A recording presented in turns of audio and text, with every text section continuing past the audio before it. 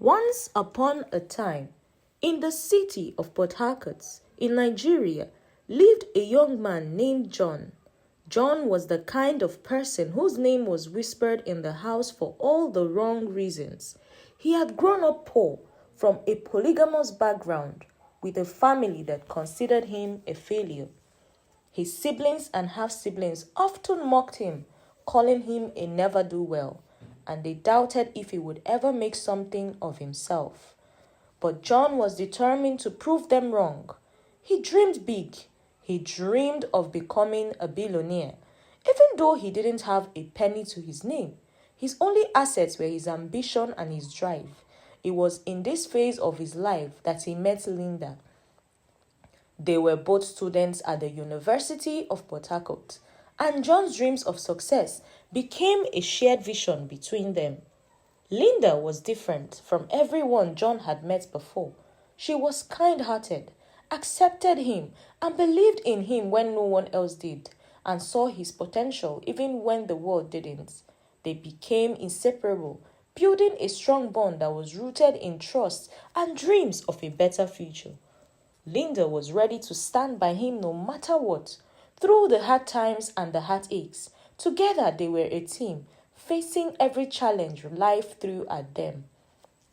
After graduation, John and Linda found themselves in a tough spot. They didn't have much, but a little apartment and an overwhelming amount of debt.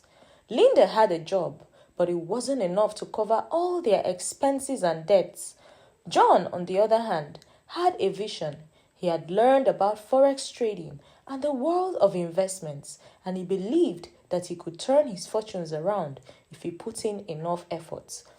Despite the harsh reality, John stayed up late at night, reading books and learning everything he could about forex. He was passionate, even obsessed.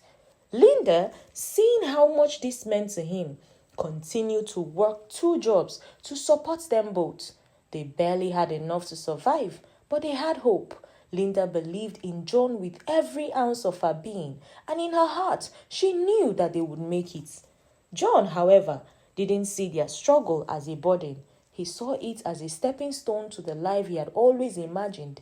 He promised Linda that one day they would have everything they wanted, the luxury, the security, and the peace of mind. But deep inside John, he was burning with more than just dreams. He was starting to feel something else, a hunger for more women. As the month passed, John's hard work finally began to show results. His forex business started growing, slowly at first, then more rapidly as he learned from his mistakes and perfected his strategies. John was no longer just a hopeful dreamer. He was becoming successful. Soon, he was able to quit his day job and dedicate himself fully to his investment firm. He bought a new car, moved into a bigger house, and started to live the lifestyle he had always imagined. For the first time, John felt like his hard work had paid off. He was proud of what he had accomplished, and yet, despite his newfound wealth, more strange desires continued to grow in him. John's ambition grew. It wasn't enough to be successful. He wanted more. He began to desire more than just money, more than just women. He wanted power. He wanted fame. He wanted admiration and a life that only the wealthiest people seemed to enjoy. He started spending more, flashing his wealth wherever he went. And as often happens with wealth, temptation followed him like a shadow. One evening, after coming home from a 1-week business summit, John made a shocking announcement to Linda. He had taken a second wife. Angela, a beautiful woman he met during one of his trips, was now his wife.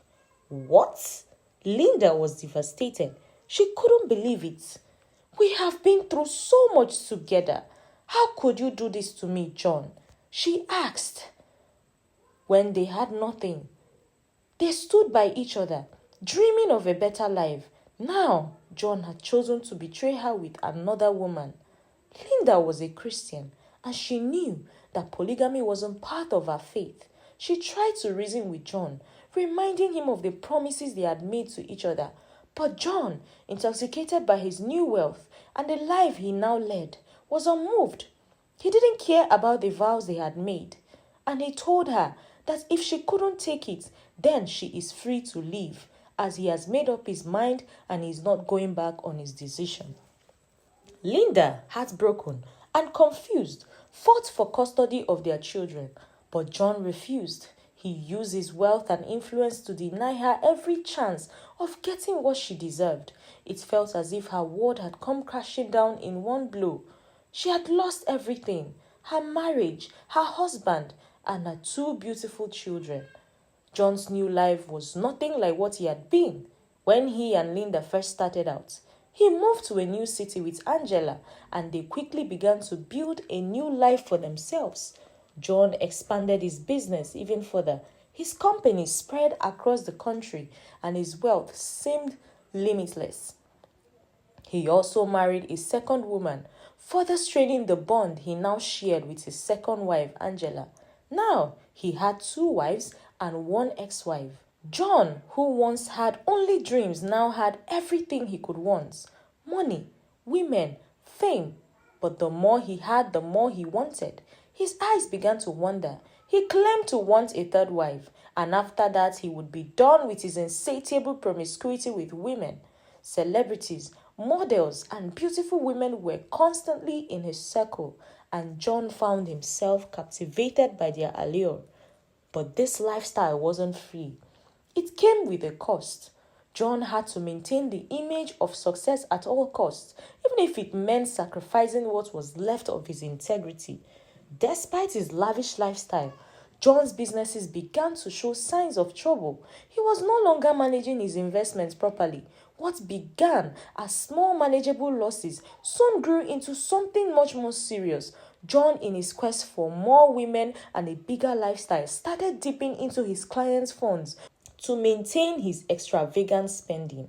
His once thriving empire began to crack. Staff members who had been loyal to him for years started leaving when they were not paid. His clients who trusted him with their investments began demanding returns, but John was too distracted by his own desires to notice the storm brewing. John's mind was no longer on his business. His attention was always on the next party, the next beautiful woman. He didn't realize that he was digging his own grave. John's financial troubles soon caught up with him. His clients' investments were gone, and now they were demanding answers. The authorities began investigating, and it wasn't long before John's fraudulent activities became public knowledge. The press picked up the story, and soon John was the subject of scorn and ridicule. He tried to cover up the mess, but it was too late. His empire was falling apart, and the people who had once admired him were now turning their backs. His employees were leaving in droves. His reputation was tarnished, and it seemed like there was no way out. But the worst was yet to come. As John's financial empire crumbled, so did his marriages. Angela and his other wife, who had once enjoyed the luxury John provided, began to leave him. They no longer wanted a man who couldn't give them the life they were used to. They had come for the wealth, not for the love. And now that John was broke, they saw no reason to stay. John tried to cling to them, but it was too late. The women he had once showered with gifts and lavish vacations had packed their bags and left him alone. John sat in his mansion, surrounded by the very emptiness that his wealth has once filled. He was alone, and he felt empty once again. Soon, the law caught up with John. His fraudulent activities were investigated, and he was arrested. The authorities moved quickly, taking him into custody. John spent his days in prison, reflecting on the life he had lived, the lavish lifestyle, the power, the women. All of it seemed so empty now. Every mistake he made echoed in the silent prison walls. He had built an empire, only to see it crumble to dust, leaving him alone and broken. There were nights when he dreamed of starting over, but the reality of his situation weighed heavily on him. He had lost his freedom, his family, and his business, and yet there was a flicker of hope within him. He knew that redemption wasn't impossible. He didn't know how or when, but he began to wonder If there could be a way to turn things around, could he ever find a way to rebuild his life, even if it wasn't the life he had once dreamed of? In those quiet moments in his cell, John began to feel something he hadn't felt in years: remorse, and with it a small but growing desire for change. One fateful day, as John sat in the prison yard, lost in his thoughts, a visitor came for him. It was Linda, his first wife, the one who had stood by him when he had nothing. She had heard about his fall from grace and had come to see him. John wasn't sure what to expect. The last time they spoke, their relationship had ended bitterly. She had fought for custody of their children, only to be denied. She had fought for her dignity, but he had crushed it under his foot. But there she was, standing in front of him, a woman who had every right to hate him, and yet she didn't. She simply stood there, her eyes filled with sorrow and compassion. Linda had remarried. She had moved on with her life, but she still had some unresolved feelings for John. She didn't come to offer forgiveness. She came to give him a warning. "You've lost everything, John," Linda said quietly. "But it's not late. You can still change if you want to." John swallowed hard. Her words cut deep. He had always believed that he was beyond redemption. But Linda's visit made him wonder, could he start over? Could he rebuild the trust he had broken? He had no answers. But for the first time in years, he felt a glimmer of possibility.